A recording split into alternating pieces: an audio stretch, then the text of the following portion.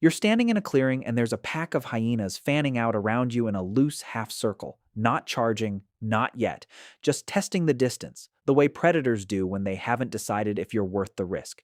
You have no spear, no knife, nothing but a handful of fist-sized rocks you grabbed off the ground 30 seconds ago and the fading light of a fire that's about to go out behind you. This isn't a hypothetical. This was Tuesday, for about 2 million years of human history. And here's the strange part. In that moment, you are not the fastest animal in that clearing. You're not the strongest. You don't have claws, and your teeth are embarrassing compared to theirs. By almost every physical metric that matters in a fight, you lose. Except one. You can pick up a rock and put it exactly where you want it to go, hard enough to break bone from 30 feet away. And nothing else in that clearing can do that. Not the hyenas, not a lion, not a chimpanzee, your closest living relative, who shares almost 99% of your DNA. Nothing. That one skill, throwing, might be the single strangest, most underrated superpower in the entire animal kingdom. And the story of how you got it explains more about why humans ended up running the planet than almost anything else in your evolutionary history. Let's start with how genuinely bizarre this ability is. Right now, somewhere in the world, there's a professional baseball pitcher warming up in a bullpen. A good one can throw a 5-ounce ball over 95 miles per hour. The fastest recorded pitch in Major League Baseball history, thrown by Aroldis Chapman, has been clocked over 105 miles per hour. That's a small object, leaving a human hand faster than most cars travel on a highway. Now go to a zoo and watch a chimpanzee throw something. Chimps do throw. They've been observed throwing feces, sticks, and rocks at rivals, at predators, even at zoo visitors who annoy them. But their throws top out at somewhere around 20 miles per hour, and their accuracy is bad. A chimp throwing at a target from 10 feet away will usually miss. That's not a small gap. That's roughly 5 times the speed from an animal that is, pound for pound, significantly stronger than you are. A chimpanzee can generate more raw grip force and more upper body power than an elite human athlete. And yet a chimp cannot throw anywhere close to what an untrained 12-year-old human can do in a backyard game of catch. And it's not just chimps. Look across the entire animal kingdom for anything that combines power and precision in a single ranged attack, and the list gets strange fast. A mantis shrimp can throw a punch with more acceleration than a .22 caliber bullet leaving the barrel, but it can't aim that strike at a target 30 feet away. It can't pick up a loose object and hurl it. The power is real. The versatility isn't there. An archerfish can spit a jet of water with genuinely impressive accuracy, knocking insects off overhanging leaves several feet above the surface. But that's water pressure from a specialized mouth shape, fired at a fixed target type, not an external object it selected and launched with a calculated trajectory towards something new. Bombardier beetles can spray a boiling chemical jet at attackers hard enough to burn skin. But that's a defensive reflex triggered by direct contact, not a targeted aimed offensive throw at a distant target. Every one of these is remarkable in its own right. None of them do what a human does when picking up a rock. Select an object of arbitrary size and weight it has never encountered before. Calculate a trajectory to a target that might be moving, and release that object with both speed and precision, using nothing but a joint and a set of tendons it was born with. That combination, versatility, power, and precision, all in one system, usable on almost any grabbable object, appears to be functionally unique to humans among all animals on Earth. So the question isn't, why are humans strong? Chimps win that contest easily, and so do plenty of other species. The real question is, what changed in the human body that let a comparatively weaker animal outthrow almost everything else in nature, using nothing but rocks and sticks? The answer sat undiscovered for a surprisingly long time, and it wasn't fully worked out until a study published in the journal Nature in 2013, led by a researcher named Neil Roach at Harvard. What his team found using high-speed cameras and motion capture on college baseball players was that a human throw isn't actually a muscle-powered movement in the way most people assume. It's a slingshot. Here's what that means. When you cock your arm back to throw something, that motion where your elbow goes back and your shoulder rotates until it feels almost uncomfortable, you're not just winding up. You're stretching tendons and ligaments around your shoulder joint, the same way you'd pull back the elastic on a slingshot. That stretching stores elastic energy. Mechanical, physical energy held in stretched tissue waiting to be released. And then, when you throw, that energy doesn't come out gradually. It releases almost instantly, whipping your arm forward at an angular velocity that is, according to Roach's measurements, the fastest rotational motion the human body is capable of producing anywhere, faster than any punch, faster than any kick, faster, per joint, than anything else you can do with your own body. Muscles alone can't produce that speed. Roach's team calculated that if you tried to throw using pure muscle contraction with no elastic energy storage, you'd generate a fraction of the velocity a real throw produces. The stretch and release mechanism is doing most of the actual work. Your arm is functioning less like a machine powered directly by an engine, and more like a bow being drawn and released. And this is where it gets interesting because that mechanism requires a very specific set of anatomical features to work. You need a shoulder joint that's mobile enough to rotate through an enormous range of motion. You need a torso that can twist independently from your hips so you can wind up rotational energy through your whole body, not just your arm. You need a particular twist in the humerus, the upper arm bone, that changes the angle at which your arm connects to your shoulder. Chimpanzees don't have most of these features. Their shoulders are built for something completely different. For climbing, for hanging from branches, for moving through trees with enormous upper body strength. It's an incredible design for an arboreal ape. It is a terrible design for throwing a projectile with speed and accuracy. Humans gave up a lot of that climbing-optimized shoulder architecture somewhere in our evolutionary past. And what we got in exchange was a body that could turn itself into a weapon. So when did this actually happen? This is where the fossil record gets genuinely fascinating, and also where we have to be honest about what we know versus what we're inferring. The clearest anatomical shift shows up in Homo erectus, a species that appeared roughly 2 million years ago. One of the most complete skeletons ever found from this species, a nearly full skeleton of a juvenile male nicknamed Turkana boy discovered in Kenya, already shows the reorganized shoulder and torso structure that modern human throwing depends on. Lower, more mobile shoulder joints, a narrower waist that allows the torso to rotate independently from the hips, the beginnings of the humeral twist that lets the arm whip forward at extreme speed. That's roughly 2 million years before baseball existed, and the human body was already being rebuilt into a throwing machine. Now, here's the honest caveat, because a good scientist won't oversell this. We can't directly observe a Homo erectus throwing something. We can't run a stopwatch on a fossil. What we can do is measure the skeletal architecture, compare it to modern humans and modern chimpanzees, and calculate what kind of movement that architecture is mechanically capable of producing. And when researchers do that, Homo erectus skeletons consistently come out looking far more like a modern human thrower than like a chimpanzee. So we're reasonably confident the physical capacity was there. What's more debated is exactly when and how often early humans were actually using it, and for what. This is where the archaeological evidence starts filling in some of the gaps, even if it doesn't answer everything. At a site called Kathu Pan in South Africa, archaeologists have found stone points dating back roughly 500,000 years that show damage patterns consistent with high-velocity impact. The kind of fracture pattern you'd expect from an object hitting something hard at speed, not from being used as a hand tool. Some researchers interpret this as early evidence of thrown or thrust spear points, though the debate over whether these were thrown versus used as thrusting weapons is genuinely unresolved in the literature. And I want to be upfront that this is contested rather than settled. At Schöningen in Germany, archaeologists uncovered a set of wooden spears, roughly 300,000 years old, remarkably preserved in waterlogged sediment that kept the wood from decomposing.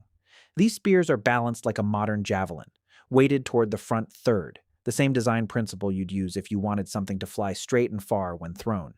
Again, there's ongoing debate about whether these were primarily thrown or used at close range, but the javelin-like balance is a detail that's hard to explain if throwing wasn't at least part of the intended use. So the picture that emerges, even with the uncertainty, is this. Somewhere between 1 and 2 million years ago, the human body was already mechanically rebuilt for high-speed throwing, and somewhere in the last few 100,000 years, we have direct physical evidence, actual weapons, actual damage patterns, of that capability being put to use. Now here's a question worth sitting with for a second. Why would this matter so much? Why would evolution spend that much anatomical investment on one specific motion? Because a thrown weapon does something no other hunting or defense strategy can do. It creates distance. Every other predator on Earth that hunts large or dangerous prey has to get close. A lion has to get within a few body lengths before it commits to a chase. A wolf pack has to run down its target and physically grapple it. Even a chimpanzee attacking a rival has to be within arm's reach. Getting close is the most dangerous part of any confrontation with something that can hurt you.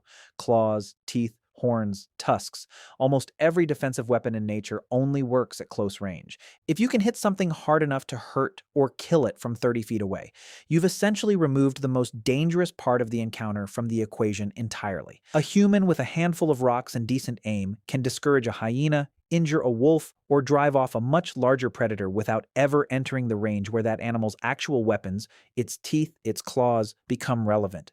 You're fighting an animal that evolved for millions of years to overpower things at close range, and you've unilaterally changed the terms of the fight to a range where its advantages don't apply. This is, when you think about it, a genuinely strange evolutionary strategy. Most predator-prey relationships escalate through an arms race of speed, strength, size, or armor. Humans essentially sidestepped that arms race entirely by inventing distance as a weapon. Throwing also solved a problem that another famous human survival strategy couldn't solve on its own: persistence hunting, the ability to chase an animal for miles in open heat until it collapses from exhaustion. A strategy some researchers believe early humans used against animals like antelope gets a lot of attention as a signature human hunting method, and for good reason. Humans are exceptional endurance runners with sweat glands and an upright gait that let us shed heat far better than most four-legged prey during a long chase. But endurance alone doesn't end a hunt. Eventually, the exhausted animal stops running, and a hunter without a ranged weapon is left facing a cornered, panicked animal at extremely close range, often the most dangerous moment in the entire pursuit, because the exhausted prey animal that can no longer flee will frequently fight instead. This is exactly the kind of close-range confrontation throwing was built to avoid. A hunter who could finish that final moment with a thrown spear or a well-placed rock didn't have to grapple with a cornered, desperate animal at all. The two strategies, outlasting prey through endurance and finishing the pursuit from a distance, fit together as a single system, each covering the other's weakness. Endurance closed the gap. Throwing ended the fight before the fight could really begin. And humans didn't stop at the shoulder. Once the underlying anatomy for throwing existed, it became a platform that culture could keep improving, long after biological evolution had done its part.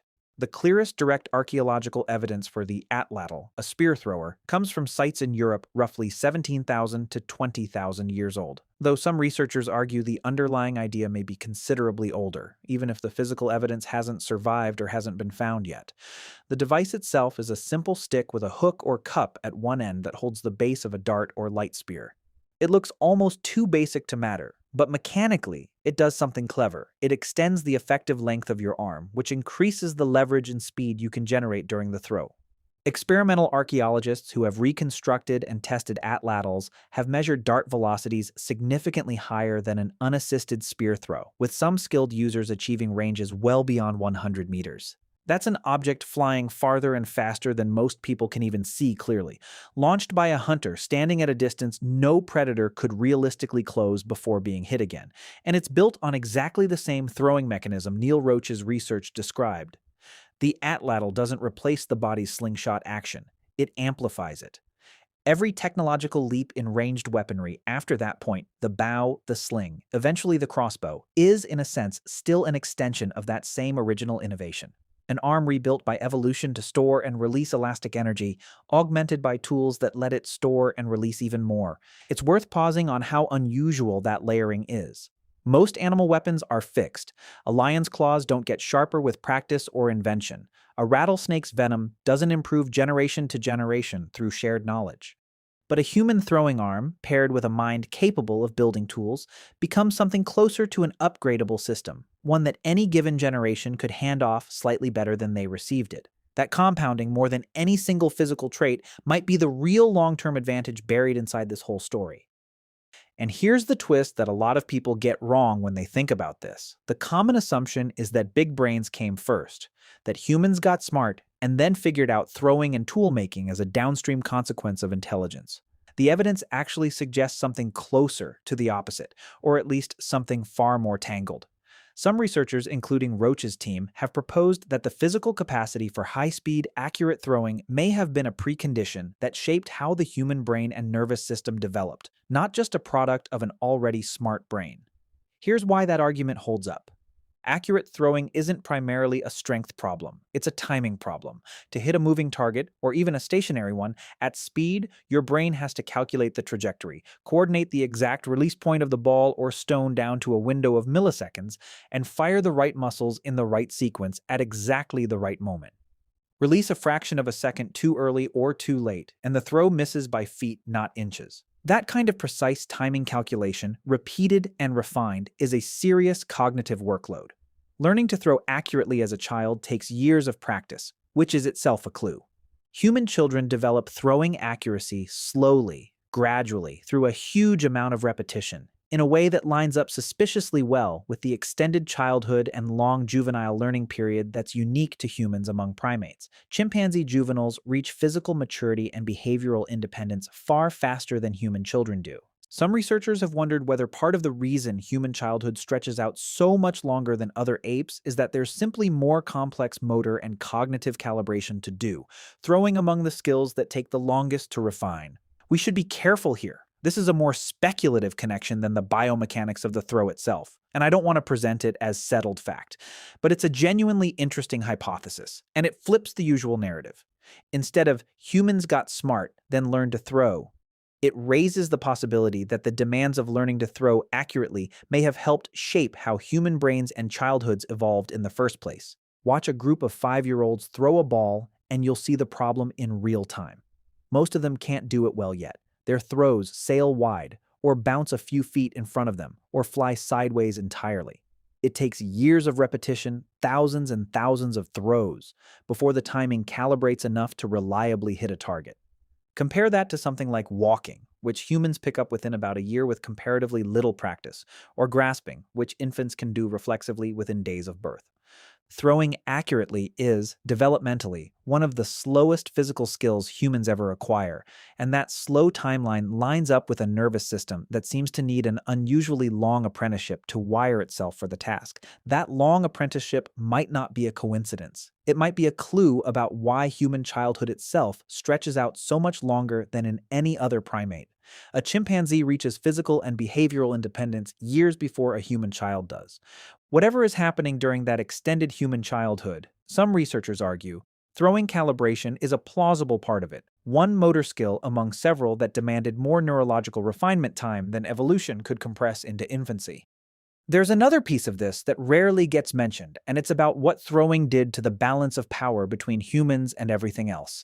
Before ranged weapons, an early hominin encountering a leopard, a hyena pack, or a rival group was, in almost every practical sense, facing a fight it could lose badly. Humans are not particularly dangerous in a close-quarters physical fight against most mid-sized predators. We don't have the bite force, the claws, or the raw speed. But a group of humans with rocks, and later with spears, changes that equation completely. Multiple humans throwing in coordination can drive off animals many times their individual size and strength, animals that would win a one-on-one physical confrontation without hesitation. This is a documented pattern in modern hunter-gatherer societies too. Groups using thrown projectiles and coordinated shouting to drive lions and hyenas off of kills, reclaiming meat from animals that could easily kill an individual human in a direct fight. This is, in a very real sense, one of the first examples of humans changing the rules of a conflict rather than winning it on the opponent's terms. And it's a pattern that shows up again and again throughout human history, all the way up to modern warfare.